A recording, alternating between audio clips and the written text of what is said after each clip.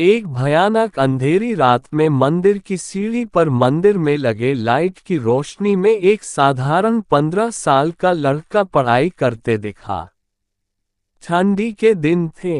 वो ठंड से कांप रहा था लेकिन पढ़ाई में खोया हुआ था। हफ्ते में 2 दिन मैं उस रास्ते से होकर गुजरता था। दिन में कभी वो नजर नहीं आता।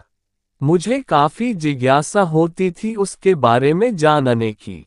एक रात खाना खाकर मैं गाड़ी लेकर उसी रास्ते से गुजरने वाला था। सोचा जाते जाते कुछ पार्सल लेकर जाऊंगा उसके लिए। मैं पार्सल लेकर गाड़ी से उस मंदिर के पास पहुंचा। लड़का सीढ़ियों पर बैठकर हमेशा की तरह पढ़ाई कर रहा था। मैंने गाड़ी रोकी और उसके पास गया। मेरी तरफ जब उसने देखा तो वो मुस्करा दिया जैसे वो मुझे पहले से जानता हो। मैंने उससे पूछा, बेटा तुम हमेशा यहीं पर क्यों पढ़ाई करते हो? सर, मेरे घर में बिजली नहीं आती। मेरी माँ बीमार रहती है और तेल डालकर दिया जलाने लायक मेरी परिस्थिति नहीं है, बस इसलिए मैं यहाँ आकर पढ़ता हूँ। तुम मुझे देखकर मुस्कुराए, क्यों? मैंने पूछा। क्योंकि आप भगवान हैं, वो बोला। ऐसा नहीं है, मैंने कहा। नहीं, आप भगवान ही है, वो बोला।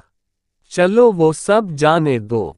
मुझे बताओ, क्या तुमने खाना खा लिया?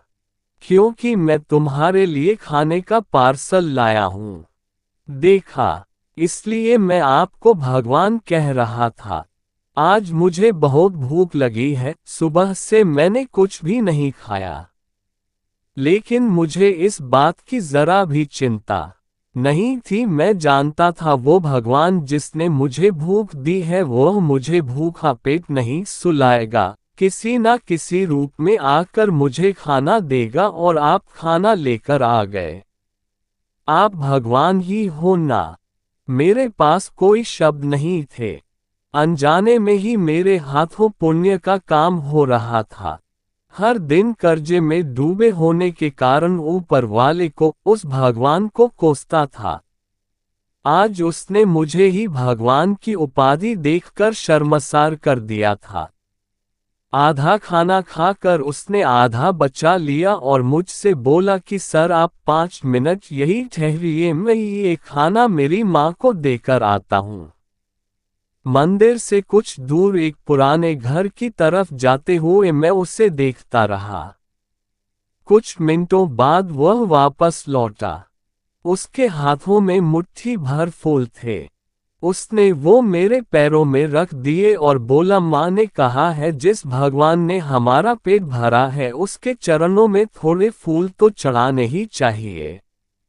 मेरी आंखें बंद हो गई और उसमें अपने आप आंसू निकल आए। आंखें खोल के मैंने उसके पुराने घर के तरफ देखा। उस घर के सामने पड़े पत्थर में भी मुझे प्यारी सी मुस्कान दिखाई दे रही थी। उस लड़के की आंखों में मुझे साक्षात भगवान दिखाई दे रहा था। दोस्तों, कहते हैं कि भगवान सबकी मदद करते हैं, बस वह खुद सामने नहीं आते, किसी न किसी के जरिए हम तक वह मदद पहुंचा देते हैं। बस जरूरत है तो उन पर विश्वास करने की।